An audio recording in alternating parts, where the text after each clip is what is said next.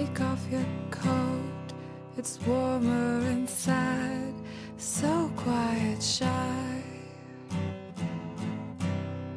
Do wear hand-me-downs, drink late at bars, leave my heart ajar. In this demise, will you stand by or cash in your price? After late night, eyes my black eyes and sold me outright. I love this question. I think about this all the time, by the way. And I think of it not just as silence, but also as blank. You know, we think of a blank canvas, we think of a blank page, and silence being the oral expression of that blank. And I think probably, I don't know, like 8 years ago, I started having a deep love affair with nothing, with absence. And I feel like that has informed almost everything since then. And this kind of awareness of that. First of all, let me say that I had for many years a very nervous relationship with blank, especially because I would come to a blank page and think, oh my goodness, I'm supposed to do something great. And I would feel super intimidated by that. And eventually, the more it became playful and the more I fell in love with that blank, which sounds a little different maybe from that ashes that C.D. Wright was talking about, although I'm not sure that it's different. It became a partner. And we were talking earlier before everybody got on, we were talking about silence with Orlando and kind of his love affair with Sejoura, with the pause inside of a line or inside of a poem, and letting that, really extending that silence on purpose. I have a brand new poem about this. I had it pulled out just in case you were going to say, what are you doing these days? And here's a poem about blank, called Song of the Blank Page. And it has kind of a funny story too, is that when I printed it, it didn't print. It just was a blank page. And I remember thinking, oh, what was that poem? What was it that I was like, oh, I'm gonna have to go back and see what it was. And then I was like, it was called Song of the Blank Page. And there it was, the printer had just given it back to me. What a woman really needs is a blank sheet of paper, which takes trees, of course. Softwood coniferous are best, pines, firs, spruce, hemlock. Their long fibers produce the strongest paper, able to hold the most difficult words. And a tree needs sunlight, clean air, water, and the tree must be cut using a chainsaw, harvester, feller buncher, must be moved with a skidder, a forwarder, must be transported to the sawmill on a truck. So many machines run by so many human hands attached to human limbs with human hearts and human hurts and human hopes.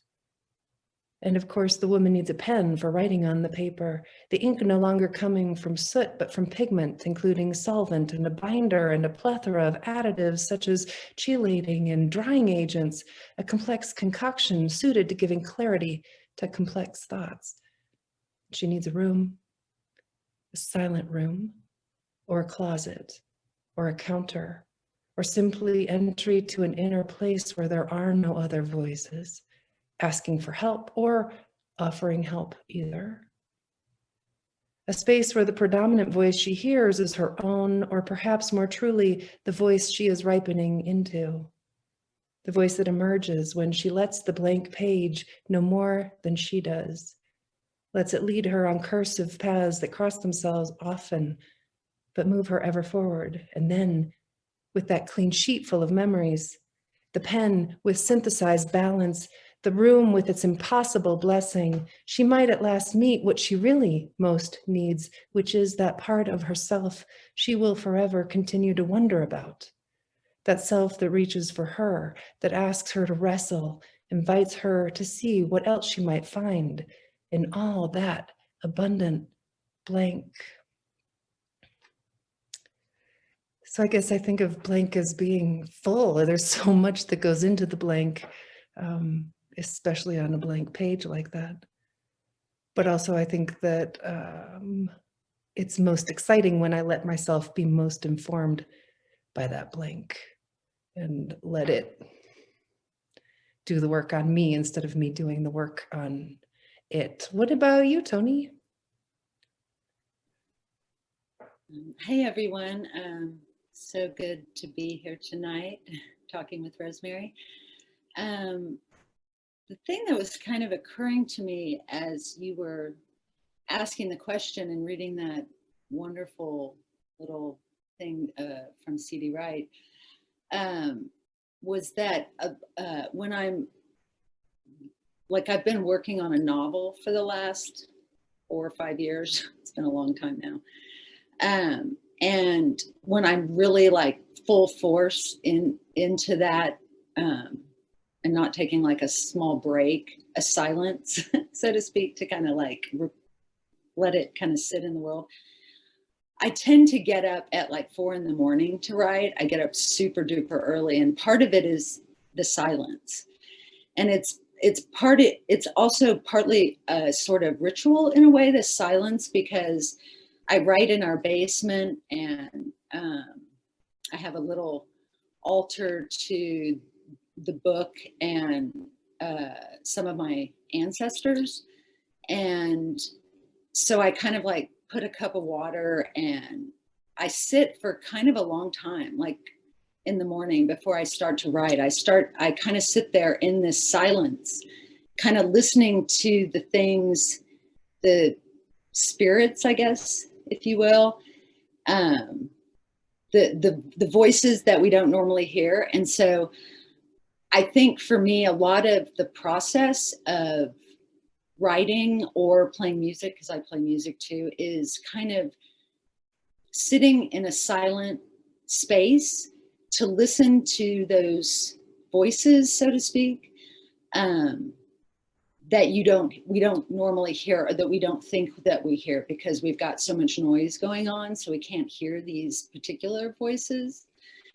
And that is definitely a very informative part of how I work. It's and unless I'm in like working on in a revisionary way, it almost feels sometimes like that silence kind of overtakes me, and then it's still quiet, but then something starts to kind of come through me that just starts to happen. I don't know. It's like whatever that silence invokes is what comes through me, and that's where the words start to come in some sort of format. And I've been thinking a lot about this lately, because I've been kind of thinking of the other side of death and the spirit world in a pretty intense way, and thinking a lot about those beings, those spirits that come to like witness the work that we do outside of the human world, I guess. And so that's kind of like the silence, I think, in my world, as far as like work goes, you know, like listening to something that normally I don't hear because it's too noisy. And sometimes it's like, I'm very jealous of Orlando talking about how quiet it is on the Dene Nation, because it's the noise of civilization sometimes kind of drives me insane. I feel like I can't hear those spirits that I am kind of wanting to inform how I process art and the work. And I kind of, it's interesting, I had looked at this little mini poem by Rilke, and then I realized how much it goes with this. And I was thinking of it too, because as Rosemerry mentioned, we were talking about silence with Orlando before we got started, and said, I thought I would just end what I'm saying with this little thing. And it's called Initial. And it says, let your beauty manifest itself without talking and calculation. You are silent. It says for you, I am, and comes in meaning thousandfold, comes at long last over everyone.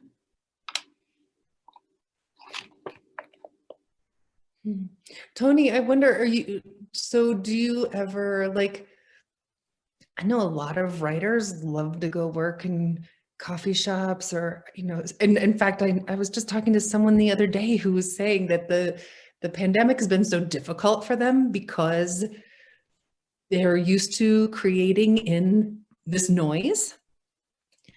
And is there part of your creative process that actually thrives on external input? I definitely know people like that. I don't think I'm not you. I can't listen to music. I just want it to be quiet when I'm working. I really do. Like any kind of external noise. I mean, I'm okay with nature sounds like birds outside or that kind of stuff. But yeah, I do. I think that's part of why I get up so early. It's hard at first when I go into that mode. Like I'm a kind of early bird anyway, but that's really early. But I get into a rhythm with it. But it's just an incredible time. And I think it's partly I'm attracted to it because I can't write in a coffee shop. I'm just too distracted. It's a good place to study people and think about things from that perspective, but to actually, I might jot notes in that kind of setting. I don't know. What about you? Are you able to write in that kind of setting, in a busier setting? No. No, I really needed to be so crazy quiet. And it's interesting because poetry maybe more so. And I do the opposite. I stay up really late. I like to, and I was born at 2:30 in the morning. So I always think maybe part of the reason I get really a big jolt of creativity, right around 2:30 is because this is the story I tell myself. But it's that same thing of everyone's asleep and the whole world is quiet. And it's so, that cocooned time is so magical. And it's been one of the things with the pandemic. I have two kids, they're 16 and 12. And because they're home all day, every day, all the time, I've been working on a series of a trilogy. And I can do the poetry when people are around, but I can't do a novel. Like I can't keep that world. The way it feels like is there's the whole world that I'm holding. And it takes that much to pop me out. Like it takes everything to get in. It's so hard to get in each time. But once I'm in, I'm in until anything happens. So that's what it's really been a problem for writing novels, being home with everybody all the time lately. Yeah, that makes total sense to me. I can relate to that.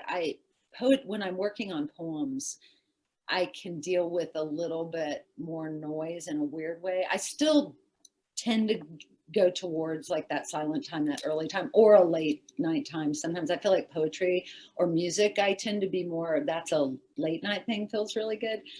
But yeah, a novel, it's like, it's so encompassing that like you have to kind of live in that world. You have to be in that world so intensely that any little thing.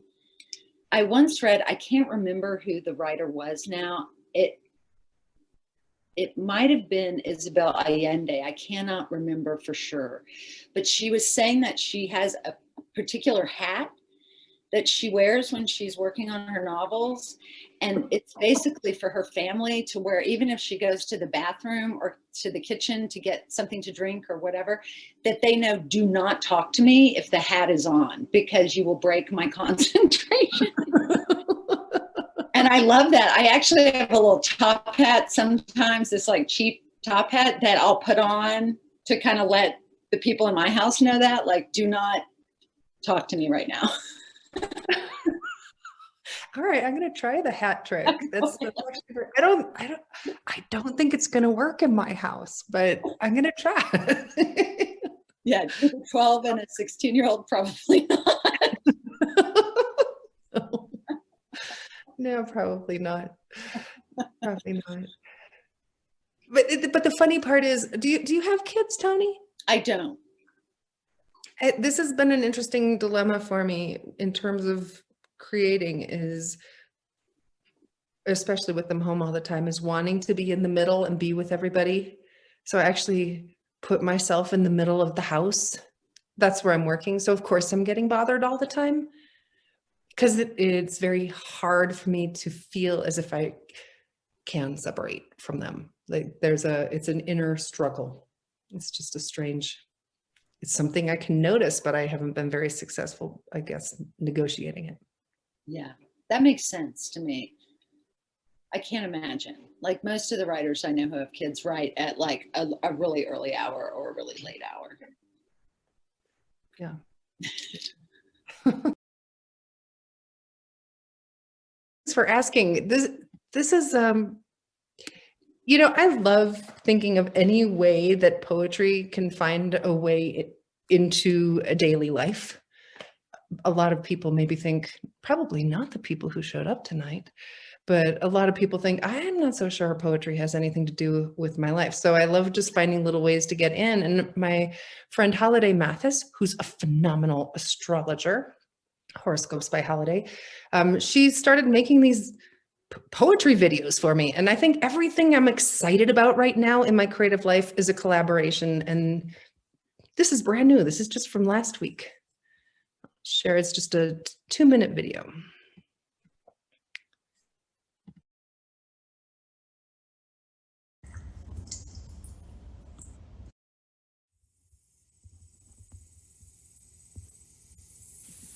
Love.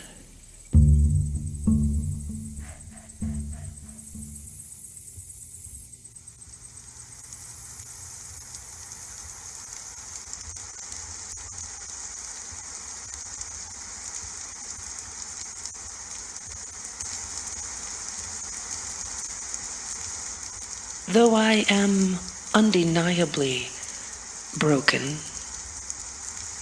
I come to you with no need to be fixed.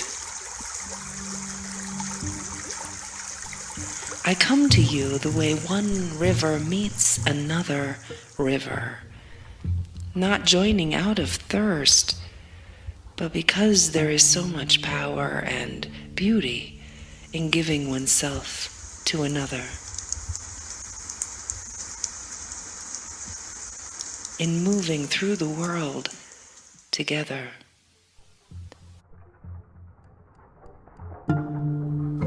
I come to you the way the half moon comes into the yard. I could be more whole, but in the meantime, I will bring you everything I have.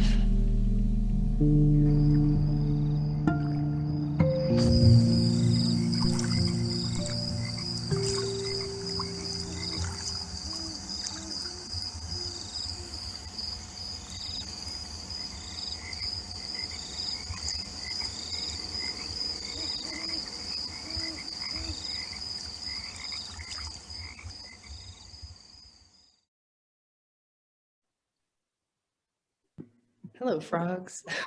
I loved having them be part of it. They were amazing.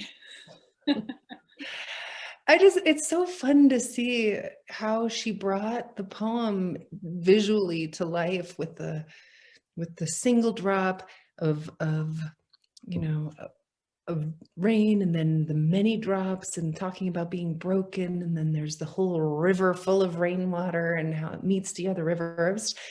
It was just so thrilling, you know, the way that the tear turns into the moonlight. And I was pretty ecstatic about seeing what somebody else might do with it. Yeah, I think that's a really, something that I really love doing is some form of collaboration, but where someone else is kind of taking something you did or vice versa, to see what happens, you know, not in a way where you're actually collaborating together on the piece, which is another form of collaboration, but because it's such a fascinating thing, the way others see what you do in a way, you know what I mean? I find that a really fascinating thing, the way other people interpret your work, you know. I always find that so helpful in a weird way, like, and interesting. Or not helpful? Have you ever had it where Sure. somebody gives it back to you and you think that wasn't it at all, which is maybe helpful too in its own way. I don't. Totally. Do you have any collaborations right now you're excited about? Yeah, I mean, I guess I have a few. As far as in music, I play with my husband and another poet friend of ours who also plays music. Her name is Jade Lassell. She's, I think, on the call tonight. And so we're working together on music. We played today. And so that's one collaboration I've got going on. And then also, I have a few of us who've kind of started this group. Well, we started it maybe a year and a half ago or 2 years ago now, maybe. It's called the Wilds, and it's kind of a multimedia. It's a lot of writers, a lot of poets and writers, but then some musicians, some visual artists, even some dancers, comedians, all kinds of people. But the idea behind it is like rewilding ourselves, rewilding culture, rewilding the urban landscape, rewilding the plasma landscape. And I would say those are kind of in the most forefront of collaboration right now. Wait, would you say what is the plasma landscape? Like what we're doing right now. Oh, cool. I feel like Midnight Transmissions and Midnight Insight is a rewilding of the plasma landscape. Like I really admire how Jesse and Orlando actually approach this whole process, because I've definitely been on other things where it just feels maybe more academic, or I don't know. This just always feels like artists getting together to share work, and that's the focus, like in this very, I don't know, organic way that feels like a rewilding of the plasma landscape. I kind of love too that you bring up that the importance of the community part of it. How, I mean, it sounds like you have some pretty awesome friends who just kind of drop in, and I know how important community is to my own creative process. And Toni, it seems like that too, with your whole rewilding, everything you're doing with that just sounds like there's this kind of very communal, collaborative, kind of excited, energetic piece of inviting people in. Yeah, I feel like, yeah, my community is everything to me. I'm not really attached to stuff and things like that, but I'm so attached to people. And yeah, I've lived in a lot of places. I'm originally from Texas, and I lived in a couple places in California. I lived in New York at one point. I lived in London. I lived in Amsterdam at one point. And the community that I have in the Front Range, I've never had this kind of community before. And it's a lot of writers and poets, but and musicians, mainly that, I would say, is a combination of those two things. And it just feels so nourishing to me. And then the collaboration that goes on with it, it's really just, for me, it's like a way, it's survival on some deep level, just because our world is so fucked up in so many ways that I honestly sometimes just don't even know what I would do without like my tight, like the people that I'm with on a regular basis. Just because of that reason alone, I just feel so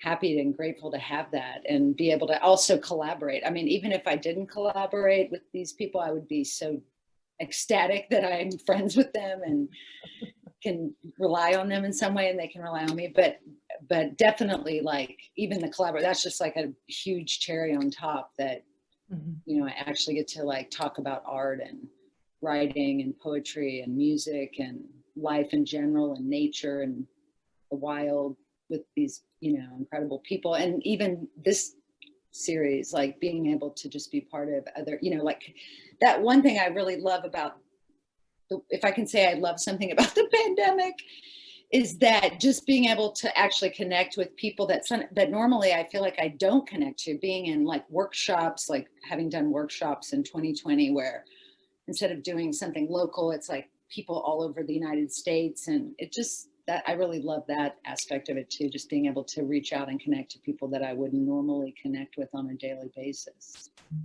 Yeah. I think one of the things that I remember, as advice that kind of, you get so much advice from all over, all our places, from things we read or people we know. And David Lee and I were teaching one time, and he was saying to the students we were teaching, surround yourself by people who are better than you.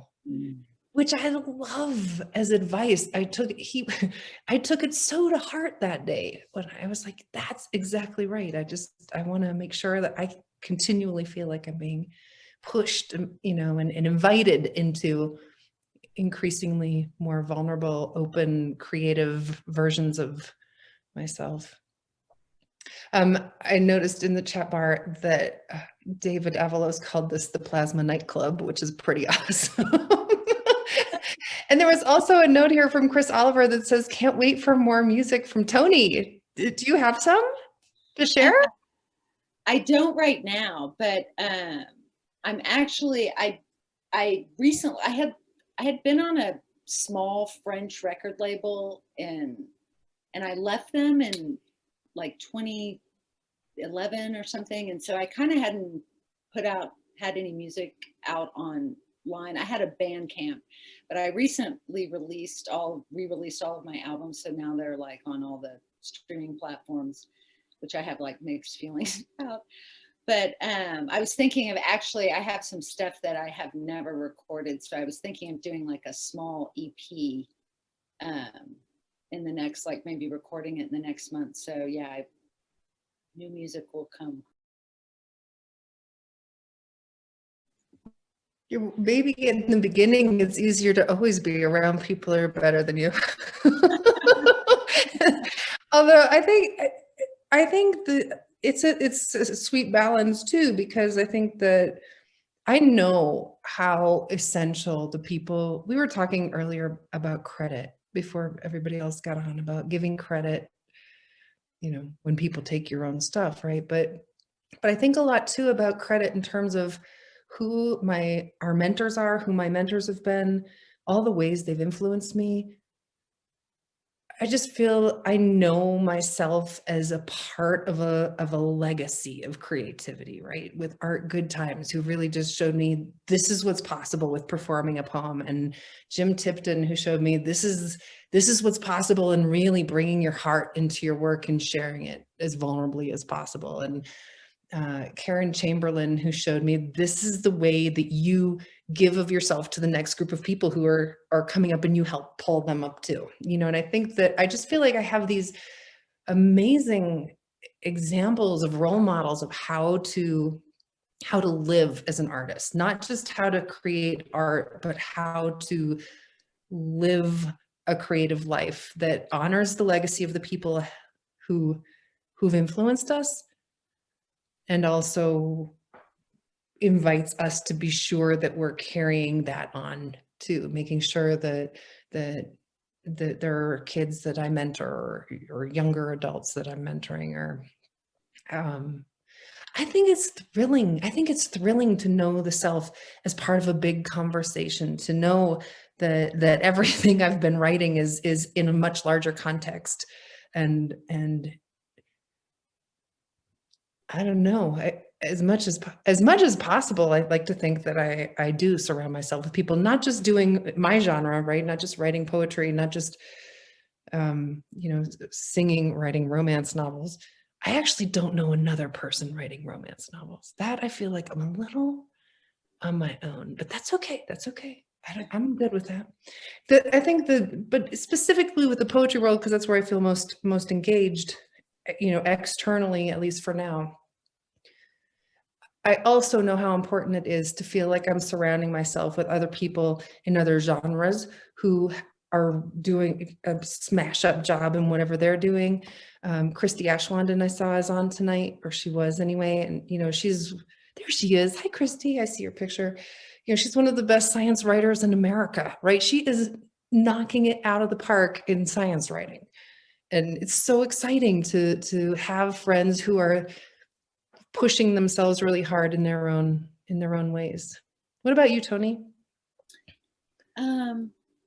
Yeah, I mean, I love that you brought that up because I totally believe in that. And I like what you were saying, Jesse. I feel like every time I've had some sort of like breakthrough in some sort of way with like craft or some sort of even worldly success on, like where you have a book or a record or those kinds of things, it's always from the influence of having people around me that are better than me and, a little more advanced, a little more just further along or further, a little more enlightened in me and on multiple levels. I at a young age, I think I realized that I was actually extremely attracted in general to people who had some sort of greater knowledge in some sort of way, or some sort of insight to things that I was curious about or were new. So I feel like I'm always I'm looking for those people in my world, like, oh, I want to know that person, like they have some sort of extra knowledge or, superior craft kind of scenario, those kinds of things. And also as well, like the mentoring, like bringing people up, like carrying people up to you. I started kind of working privately with a 15-year-old last September. She's a daughter of a friend of mine who's a writer. And so she asked me if I would teach her daughter creative writing kind of thing, like as a, because she wasn't going to school. So there was no really like elective kind of thing, you know what I mean? And she was very interested in books and writing. And so that feels like that element too, like giving back so much, because she is such a incredible, I love this young girl, she's such an interesting person and so bright and smart. And I learned so much from her as well. You learn so much from the people who you're the mentor to, you know what I mean? Like I think of the mentor disciple relationship as always like a give and take, a back and forth. The student learns, the teacher learns as much from the student as the student learns from the teacher, I think, if you're not on some, weird trip, obviously. But yeah, that's a very important, I think a lot about like surrounding myself with people and looking towards people who are way more advanced than myself. That's always like such a pleasure. What about, do you ever, Christy, who I mentioned earlier, Christy and I, our relationship actually started out of me being profoundly jealous of her.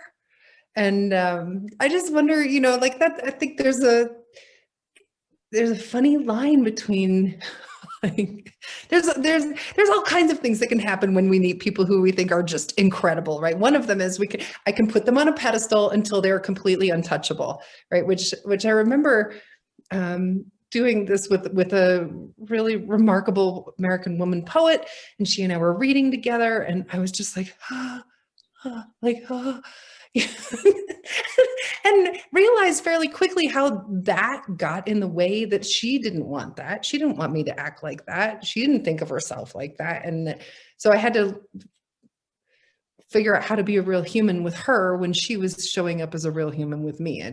And so that's one thing I notice sometimes about somebody who I'm kind of in awe of, or like with Christy, who I just got super jealous of all her success and why was she so successful and I wasn't, and I happened to meet her when I'd just gotten a big rejection anyway. So luckily she turned it on its head. But I'm just curious, do you have any stories about, or are you, all right, it's probably way too personal. Thank God it's almost 11 o'clock but do you have any stories of like being deeply jealous of somebody and how that turned out in your creative life? Trying to think. I feel like I can't really think of something right off the top of my head as far as like writing goes, but I definitely feel like I have that terribly in music, because I'm kind of lazy in certain ways as to like advancing on my guitar as much as I could be. And like, it's kind of, my guitar is like a tool to somehow write a song or something, or make some sort of noise. And even though I have dreams of being a much more skilled guitar player, I'm a, you know, a pretty basic guitar player, you know, that's, at least that's how I see it. And, so I definitely have like, I think, serious jealousy of like some people, like guitar players or other musicians who are like extremely advanced, or my husband, he's an incredible guitar player, and I'm always amazed by him and jealous of him. But at the same time too, I feel like one of the things that I do notice is that I'm definitely aware of when I have that feeling.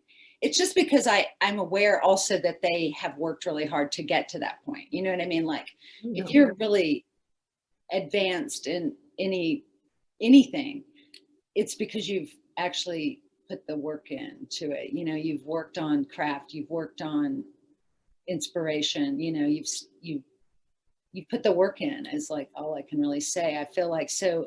And maybe when I was young, I feel like probably when I was younger, that probably occurred more, you know, like I'm not thinking of like a really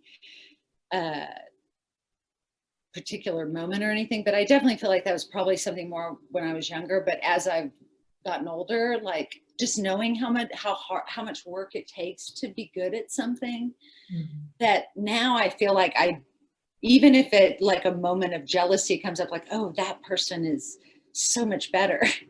I'm in admiration of the work that they put in. So that kind of like trumps any of that, I think, you know. I'm more in admiration, like, gosh, I wish I could, you know, I hope to be that, or Right. I'm Well, becoming very inspired by it.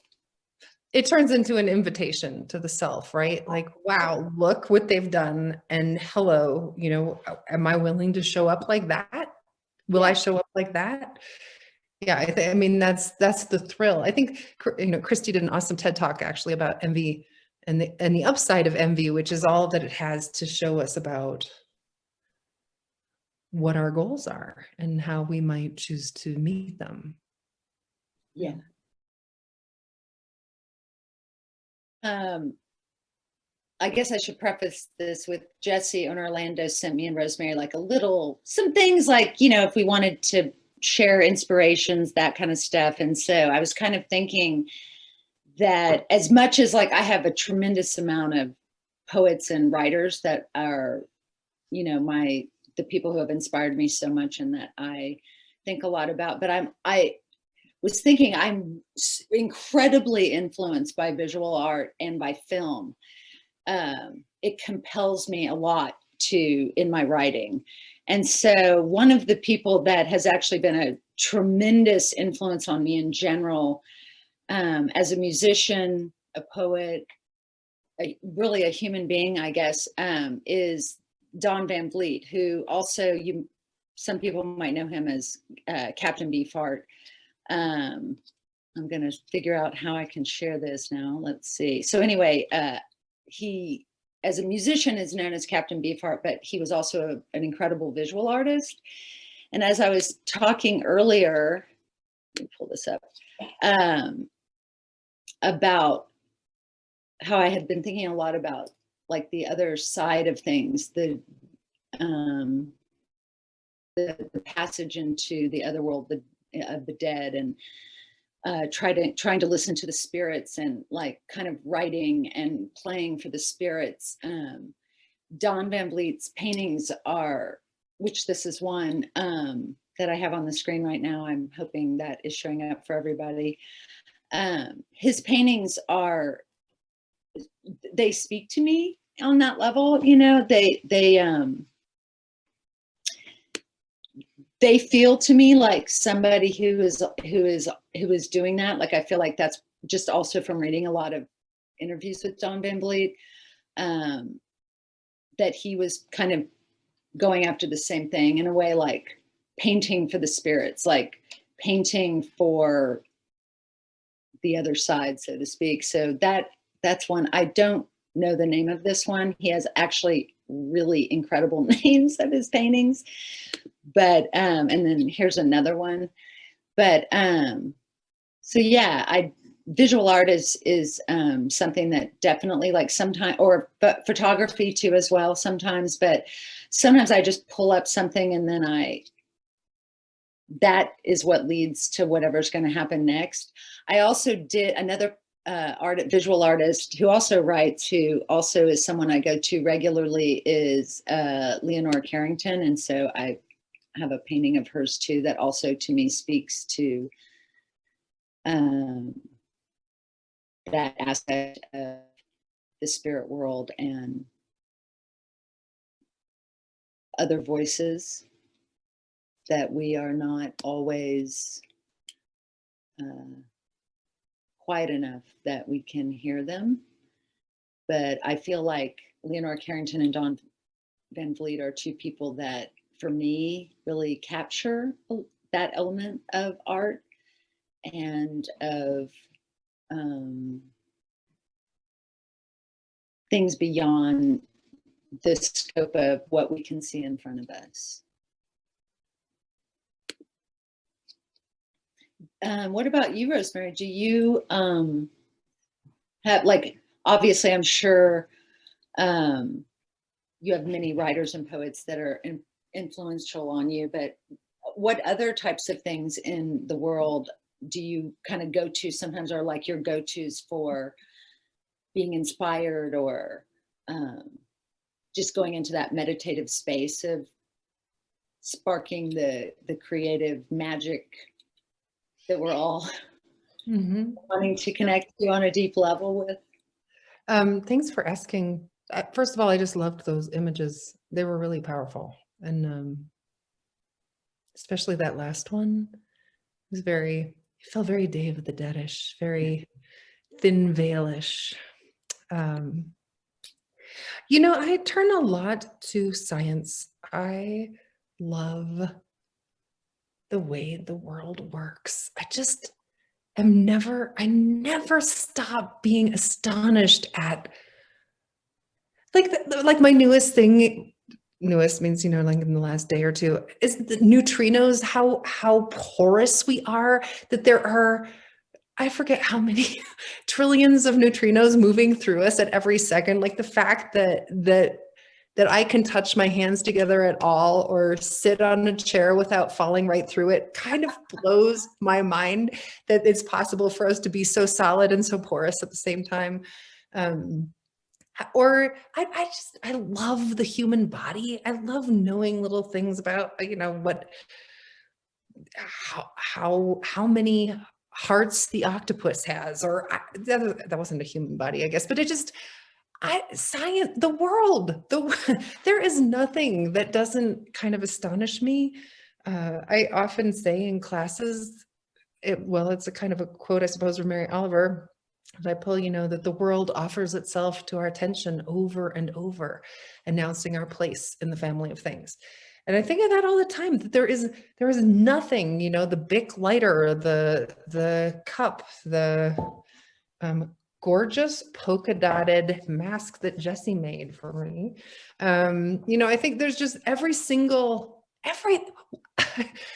it always makes me laugh when I say, oh, I don't know what to write about, because there isn't anything that isn't worth writing about. What isn't worthy of our attention? Everything, every single thing, except ticks. I'm really sure of that. They're just gross and should be gone, but everything else. I know it is a really miraculous experience to just be part of this world and everything that exists in it. And I too, like, sometimes science actually can be very inspiring. I totally can understand that, because it's like you hear something and you're like, what the fuck? I cannot believe we're having this experience. I look at trees sometimes and I'm like, how did they get there? This is like a miracle or something, and the cambium, and it's all happening, and they're eating light. I mean, like that's so incredible. They're eating light. ah. Yeah, and the whole process of it all is so miraculous. You know, the whole cycle of everything is just such an unbelievable experience. It was reminding me of years ago, I did a workshop with the writer Selah Saterstone, who's one of my all-time favorite writers as well. And one of the exercises of the class, and my friend Sarah Shantz, who's on the call, she does a writing series as well called Rites of Passage, and she does this exercise a lot too, and I really love it, and it's called the Decay appreciation exercise. And so usually what we were doing with Selah, and then what Sarah does as well, is like you take some piece of organic matter, like a flower or a branch off a tree, or some leaves, something of that nature, but you clip it new, like where it's fresh, and then every day you spend time with this piece of organic matter, just looking at it and experiencing it and appreciating it. So decay appreciation. So then you write, a lot of times, like they'll just say, write 3 sentences about what you see, what your experience is with this organic piece of material. And so the idea is that as it becomes deader, it's decaying, you are appreciating that too. So at one point, after I had done this the first time, it reminded me of this because you brought up the body and the fascination, the inspiration of the human body. So at one point I was like, I'm going to do this for my body, because like that's ongoing decay appreciation. I got to figure out some kind of appreciation on the decay of the body. And that became like, it made me look at my body in a completely different way, because the thing that I found from even just looking at like the flower or the branch or the series of leaves or whatever, is that it becomes bigger than what you think it is. Say for instance, you have a rose.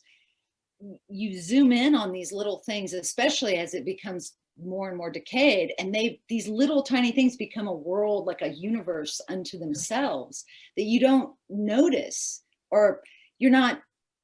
I mean, obviously you can notice that. You can go to a rose bush and be like, oh my God, there's a whole world of universes in this one bush.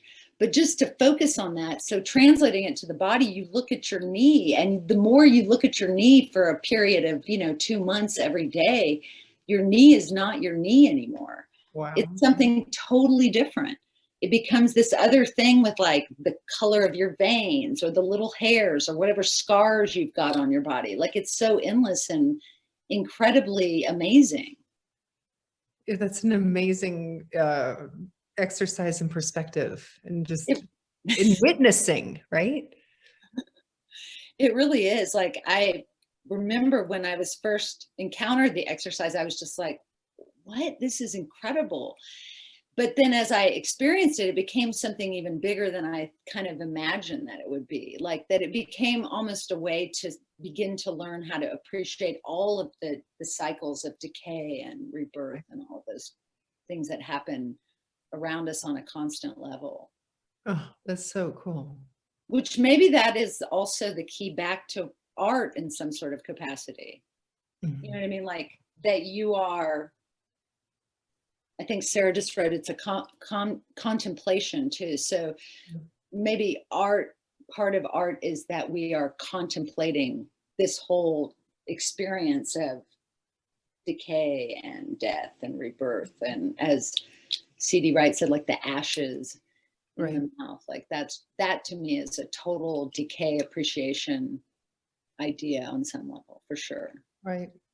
So, I think we're probably running out of time, but I was thinking about how on my birthday every year, which is Day of the Dead, I go to the cemetery with a bunch of girlfriends and we read poems about birth and death for hours and sing songs, and it's just gorgeous, honoring, like you're talking about, of and like we began with C.D. Wright and the ashes, and how there's this miracle of being alive and this miracle of decay, this gorgeous process, you know, how we're moving in both directions at all times.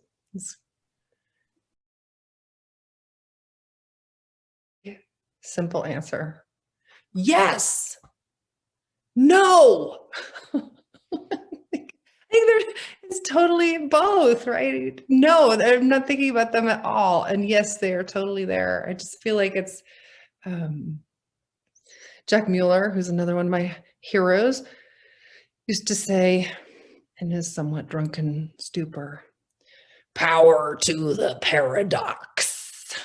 And I think of that all the time. You know, I think about how we come to that page alone and we come to it bearing everything that we have, everyone we've talked to, everything we've seen, everything we've heard, everything we've eaten and smelled and touched. So it's both, obviously. And I also think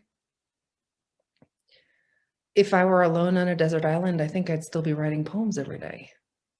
So I don't think it's about an audience, but I also know how important it is for a creative practice to have a conversation with the world, and for that poetry, for me, for that practice to be in conversation with other people and have them give back and give back and give, you know, I just know that that exchange is such an essential part to that creative process.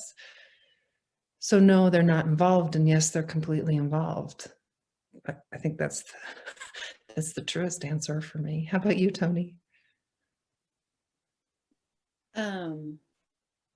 Yeah, I love that you brought up like being part of the conversation. I think that's a really important thing. And to, I really like to, as far as like thinking of other people, I really like to approach it from that perspective, that it's a conversation with others, as opposed to I'm presenting this thing that people are the audience of. It's like I want to have an interaction in some sort of capacity. So that being said, when I'm working, I would say that in a way I try to push the, if anything comes into my head that is thinking about an audience, I kind of tend to push that away because I don't find it helpful in the process. But I would say that probably has a large part to do. I mean, I'm an only child, and I grew up with a single working mom. I was a latchkey kid. I spent a lot of time alone as a kid. And, you know, because I didn't have brothers and sisters, it was just me and my mom. My mom worked. And so much of the buildup of like, when I was being creative from a really young age, was kind of this deep conversation, I think, with myself, of trying to connect with something in me, because I didn't have anybody else to talk to. I didn't have anybody else to kind of put these thoughts into, you know, like that I was having these as a child, as a young person. And so I think that's just like still there. Like I'm still that kind of 7-year-old that's still having those conversations with myself, and like putting down, playing, I guess, like as much as like the making of art is work, it's also play as well for me. It's definitely connected to like the child part of me, that like I feel like my main goal always in life, like what it comes down to, is to be free. Like I'm just trying to get free, just like be as free as I possibly can, because society is so oppressive. And so just the conditioning that we go through. And so it's just like trying to break those chains all the time and connect back to that part of me that was like the 5-year-old Toni, the 6-year-old Toni, the 7-year-old Toni. And so that was such an alone type of personality that I think has a huge aspect in connecting to what's going on with me internally when I'm working. And that, I think, is the main component driving the bus. I don't know if that totally kind of answered or got into the area of which you were mentioning, Orlando, but that I think that's kind of maybe in the realm of what I would say. Cosmic Spark. Let's see. There's I mean, there's so many. There's like thousands, but one that like made the biggest impact. Some that made a bigger impact than others. Definitely, when I first moved to Telluride, and I met Art Goodtimes, and Art was a phenomenal performer. Just, I loved watching him, and he would perform with his whole body. And we had a picture back when I was the arts editor of the newspaper, and this is back in the mid 90s, when we had folders full of photographs, because of course we didn't have them on computers. We had real photos in files. And I had a photo of Art in which he was like this, reading a poem, and the picture looked like this. And I would stare at that photo, like, I would say for hours, probably over time for hours, thinking, how did he do that? How did he get his arm in the air while he was reciting a poem? Could you even do that? It blew my mind. And I would stand in the mirror and practice this, you know, in my 20s. Like, could I recite a poem that involved my arm going above my head? And there were so many ways that watching him, the experience of watching him embody a poem, was thrilling. It was thrilling because all I had known about how to read a poem before that was that you stood there with your book and you read it. And wow, did he make poetry come alive? That was so thrilling. It was so inspiring, and it changed everything about how I thought about sharing poems with the world. How about you, Toni? Oops, you're still on mute. Sorry. That's an awesome share. Like I felt like, as you were describing that, I was like, I felt like that, but I was like trying to formulate like a person that did that to me. But those are the really, I think, profound moments when somebody does something that isn't following the line of what you've seen before, where you're just like, I had no idea that was a possibility.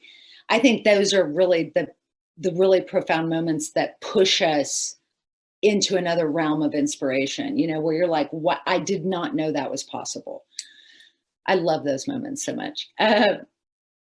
One of the things that kind of came to mind for me, because I was kind of trying to think about like going back like early,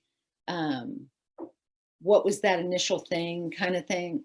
Because like I said, I was like kind of drawing and writing from such a young age. But then I think like one thing that I think about a lot is what really compelled me to or made me understand, which was kind of, I guess, one of those moments of like, oh, you could do this, was when I think I was probably around 14, and I went to this midnight movie that was like a punk rock thing. And this is in Houston, Texas. So I went with like some older teenagers, and it was a movie. It was a documentary on the band X called The Unheard Music. And in the documentary, Exene Cervenka, who's in X, there's all this footage of her because she was a poet first. That's how her and John Doe and the band met, because they were in a poetry workshop together, and then they started making music. So she was kind of talking about that, how she was a poet, but then they show her making these notebooks where she's like writing her poetry and, you know, drawing and making this kind of collages out of all this ephemera that she's collected. And it was like a light bulb went off in my head. She was so inspiring to me. I was just like the whole look, I was just like, that's how I felt inside, like this kid in Houston, Texas. And I was like, oh, that's how I feel. And someone's expressing it outwardly. But also I think it was the fact that up until that point, the poets, even that I knew, like I had discovered the beats by that point, but this was something that was so far away to me. Like I was like, I don't even know how I don't even know how that's in the world. Like I didn't know how to get there. but it was like a woman who was weird and didn't have, you know what I mean, wasn't really part of this academic world or any of this kind of aspect of culture, doing this thing that seems so incredibly magical to me. And so that kind of set me off. It was like that led to a world of inspiration. Like I made notebooks. I mean, I still do, but not as much as I used to, but probably for 20 years, I made notebooks that were just filled with drawings and collage and poetry and all kinds of stuff. And it literally was from being in that theater and seeing that on screen and realizing like that was a possibility, that was a world that could exist, that maybe I could be part of in some sort of way, where it seemed like such a far away thing before in some sort of way. I just felt so contained in my own little weird universe. Oh, I love that story.